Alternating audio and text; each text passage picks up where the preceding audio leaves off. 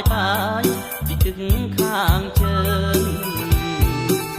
អោណាក៏ដឹកងាយដល់ហើយយកបងងាយបាយបាយពីទឹកខាងជើងអីធ្វើបុណ្យ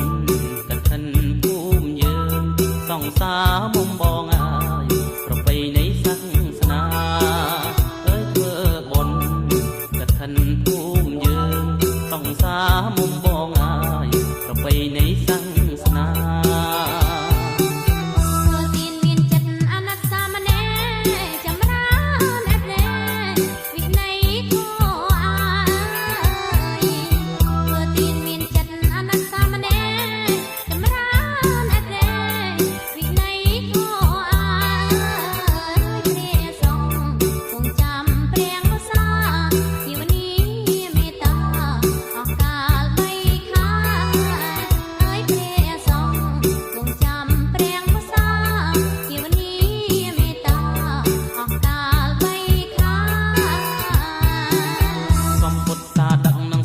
ជីវរបរិខា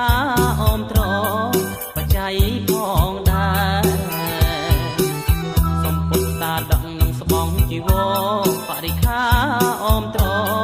បច្ច័យផងដែរក៏សាងវត្តវាសាលាហោហាពៀនភ្នល់ឲ្យខ្មែរកាន់តែតានកានក៏សាងវត្តវាសាលាហោហា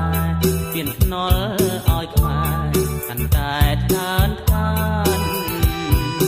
ធ្វើទានមានស្បង់ព្រះសង្ឃទទួលបរិស័ទណាយស្រស់ស្រួលបានបន់ក្រុមប្រាណើយធ្វើទានមានស្បង់ព្រះសង្ឃទទួលបរិស័ទណាយស្រងស្រួលបានបន់គ្រប់ប្រាណអានិសង្ឃឧបតានុងអិនស្រាកុសលឡាយប៉ុន្មានបានដល់ជាតិក្រោយអានិសង្ឃឧបតានុងអិនស្រាកុសលឡាយប៉ុន្មានបានដល់ជាតិក្រោ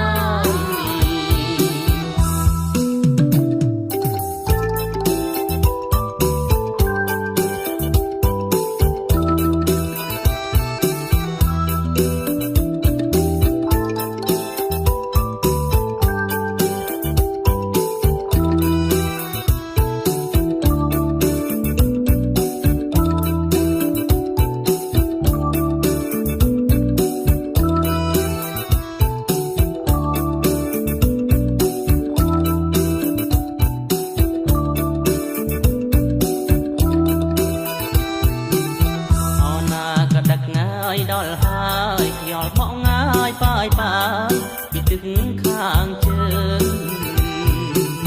អណាក៏ដឹកដល់ហើយខ្យល់ផងងាយបាយបាយពីទឹកខាងជើងទីធ្វើបុណ្យកឋិនភូមិយើងសង្សារមុំបងហើយប្រពៃណីសាសនាហើយធ្វើបុណ្យ